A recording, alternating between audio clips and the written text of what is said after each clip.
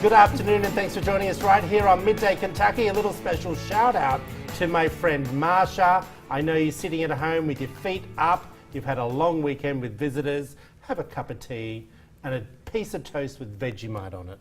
Do you know what that is? And I know you'd be hating the Oh, I love that Vegemite. Hey everyone, how was your long weekend? It was wonderful. Loved it. It was nice. Time. How was your walk this morning? My walk this morning was good. I have to tell you, I'm back to walking and it was hot. Yeah. It was 6 a.m. and I was schwitzing like a, I won't say where or who, but it was darn hot. So I wanted to ask you girls, your weekend, you went away.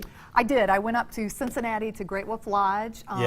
It was my son's birthday, his 9th birthday, so we went up there and went to the indoor water park and then got to enjoy some time outside because it was nice and hot and sunny in moments and then storming the next. But well, Katie and I had lunch on Sunday or Saturday?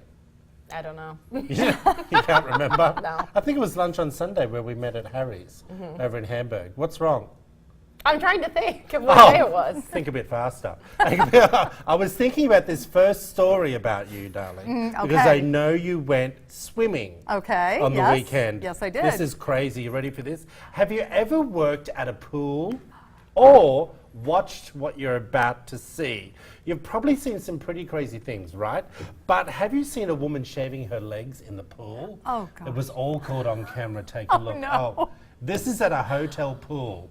The video was originally posted to a website called Reddit, and some of the responses to the video include someone go and say something to this woman, then take it up with the management if she refuses. Another person wrote, why are people allowing their kids to stay in the pool? And one more, I love this one. Imagine the gulp of water that sometimes happens when you're swimming. yes. Talk about a fur ball. Okay, this is the most disgusting thing I've ever seen. But the pool boys who were interviewed said, oh, that's nothing. We've seen worse than that. I don't want to know this. Troy, I don't want to know this. Now, what did I say to you both? I think it was a week ago or 2 weeks ago. I think, and I'm not trying to be controversial or anything like that, but these neighborhood swimming pools. Yeah. I have not seen that. I have not seen it. I'm disagree. just I think saying. in most public pools, there's a pretty high threshold for cleanliness and safety. Thank you. Because they always have, the timeouts where everyone Yes. gets out of the water, they're cleaning it. Yeah. I mean, that's awful. But I've never witnessed anything like that at a public pool, and I've been to many of them. I have witnessed some pretty bad things. I have Yeah. seen, Okay. where But there's you've been got kids. accidents, and things like that. But you've got kids. But Yeah. it's like going to Mexico or Bali or somewhere. Right. And you have those swim-up bars when you're getting a bit, tipsy at the bar, and people don't bother getting out of the pool to go to the do-wee-wee. Do you know what I mean? They just do wee-wee there. So I would never hop in a pool that has a floating bar. Ever. Well, that might happen, but they do add chlorine to the pools Not to the help point. to help shower after. Yeah, not the point. It's disgusting. I It's tried. disgusting. Okay, everyone. This is something a little bit more that's true to home. Okay? Do you have $400 tucked away should an emergency happen? If not, you're not alone. Over 40% of American adults cannot cover that cost without borrowing or selling something. This study was a new one that came out, and they're saying that 25% of Americans have no retirement savings, 22% they couldn't pay all of their current monthly bills, and more than 25% they skipped necessary medical care because they couldn't afford it. This is a little scary. It is scary. It is. Now, we might think $400 doesn't seem a lot. I don't know. It doesn't seem like a lot, but not because saying I have we- credit cards, I Yeah. have things that can cover it in case we don't Well, have the they're cash saying on that hand. not everyone has $400 available on their credit card. I know. Which is even scarier. Yeah. Yeah, I think there are so many different factors here. Obviously, like socioeconomic issues, and then also just a lack of like financial education that I think we talk about a lot. Yeah. I went Yeah. to, you know, public school, a state university. Nowhere in my education was there anything about managing personal finance. Right. So I think that there's a lot of That's problems true. with people not being able to get jobs that pay well and things like that. But also I think that we're not taught how to manage personal finances. Yeah. Hopefully you learn that from your parents, but if you don't, I think it's hard to learn that. So you think 25%, and we're talking adults 18 and under. I'd be interested to know how many of those people are between 20 and 30, you know, kind Yeah. of figuring that out. And I'll be honest with you, like we got paid, I don't know, last Friday or the Friday before. It went within 2 days. Yeah. It goes fast. And that's pretty scary. It is Yeah. scary. You know? Yeah. And I'm not saying that I'm the richest man in town because I think that's pretentious, but when my paycheck went like that within 2 days, I was like, when I read this story, I'm thinking, wow. Yeah. Like, and I'm single, live alone. Do you know what I mean? No Yeah. kids. Yeah. I don't have huge debt like some people. Like, I mean, people are just getting by. I mean, they're going paycheck to paycheck. They're paying their utilities to keep the lights on and the electric and the water warm. They're also paying for their rent or their mortgages, and there's just not well, some enough of them don't left even have over. mortgages, darling. I know. Do you know what I rent- mean? some of them are just renting. These people who are living on, I think you and I talked about this once in my office one day, some families are earning like $35,000 Yeah. gross, Right. and they might have 2 or 3 kids. So, You Yeah, know? I mean, but I think a lot of people are underemployed. You know, they're qualified for a better You're paying right. job, but it's hard to find those jobs. So maybe you're making $30,000 because you're qualified for a $60,000 job. Yeah. It's not there. You can't make it. So Yeah. I've I don't had friends know. who have asked me, you know, can they borrow a couple of $100 here and there? And you know, I know. it's scary. It is. Well, you know, and people, you know, you try to save, like even if people do get a little bit going, all of a sudden something happens where Yeah. they Like have this to use emergency. it just like that. And then it's gone. And so retirement, they can't even consider There is no retirement retirement, right yeah. now unless the company themselves that hires you actually puts aside like a Yeah. 401k for you. Other than that, it's, you know, it's very difficult for people to Oh, put does into every it. company do a 401k though? Some, not every one of them, but some do, yeah. yeah. Oh, but you've got to opt into that. You do. They'll match. You know, they can do A matches and percentage. things like that. I yeah. got you. Tell us what you think. Head over to Midday Kentucky's Facebook page and tell us how you feel about that topic. I think it's a little bit scary. Also going into, in regards to money, it's no secret that buying a home can be really expensive. But some people in Seattle, this was really interesting, came up with a solution to fight the rising prices. They're moving into boats. That's right. The video shows a yacht in Seattle. Now this is dramatic. Worth Wow. about $11 million. I'm moving in. It's worth $11 million, everyone, okay? But a couple who bought a smaller boat said it cost them around $14,000. However, there can be hidden fees for the upkeeping of the boat, and the living space can be tight and narrow. But there's now a waiting list for spots on the dock. Now, I think this is amazing. I've often wanted to live on a houseboat. Yeah.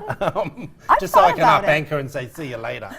I don't know whether you could live on it with a family. I know, that would be tough. That would be tough.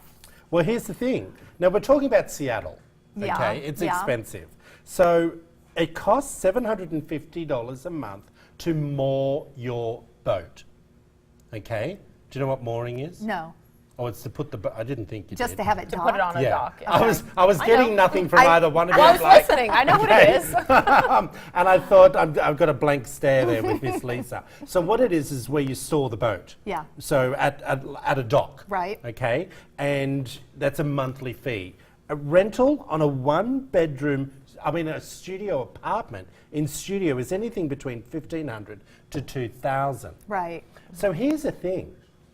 If you're okay with living in a studio apartment, you're more or less okay with living on a boat. Do you know what I mean? Yeah. Yeah, but you got to have that $14,000 up front to buy your boat. Yeah, you're right. You know? You're right. You got me there, boo. You don't got have me the there. 400, I mean- you don't have 14,000. Right, We don't- right. I think that a lot of people rent as well. You don't have the money up front to put down. So you'd have to have that money to get the boat as well before you can think about paying to dock it and the Yeah, upkeep. listen. If you were paying anything between $1,500 to $2,000 a month in rent, Yeah. you've probably got an okay job. Do you know what I mean? You're probably earning about 70,000 a year, so you could probably pull together the 14,000 for a boat. Do you know what I mean? Like, Yeah. that's the way I look at that. Yeah. I know people who are paying more rent than that. Yeah. For one, my friend who lives in New York, Kurt, I don't think you guys have met him. He told me over the weekend he's paying $8,000 a month for a 1-bedroom apartment. I almost dropped the phone. Wow. And I said, Wow. Kurt, I said, you should be buying a property. Yeah, for sure. Buy something over the bridge, a 2-bedroom apartment. That's what he's doing. But you know what he said to me, which is really freaky? He said, I've only got $300,000 for a deposit. And I thought, now, I know that's a lot of money, but in New York, that's not a lot of money. Yeah. Now, he's been Wow. he's a very successful young man from Australia, and he's been saving and saving and saving. But I said, how do you sustain that type of lifestyle? It's crazy. Yeah, it is crazy. Well, but I think it's better to be renting if you're doing that kind of lifestyle than committing yourself to a mortgage that You're you right. can't always meet. So I think that's Yeah. why we're seeing actually more of a trend of people renting and not buying homes anymore. I Yeah. think Like the younger generations. Yeah, I agree. I think living on a boat actually would be more fun than living in an apartment. Renting Puts a an whole new apartment. meaning to row your own boat. I just think it would be so much more fun. You got the air, you got the view. You know what I mean? It just seems like it would be relaxing almost. Well, I don't know about the view, darling, because you'd be in a dock and there'll be bigger boats around. Right, but you can take that boat out, you can So there Expensive sail and around, there could you be can go wherever. There could be that feeling of, inadequacy of size. Do you know what I mean? Who knows? Everyone. We're Size going to doesn't jump. matter. I don't know whether we can do another story. I think we've only got about a minute left. Let's head over to a commercial break. Oh, we've got 3 minutes 30. This is what we're doing. Thanks for giving me the update. Are we trying to get pregnant? Well, I know I'm not. Then you should be eating more fish, or maybe more red meat, depending on which study you believe. Now, one study states that couples that eat more seafood tend to have more sex. And the other study says that red meat contains key vitamins and minerals that can help you get you pregnant. The reason why I'm bringing this up, okay, 1 minute they're saying red meat's good for you, then they're saying they're not. You eat more seafood, you're going to get pregnant.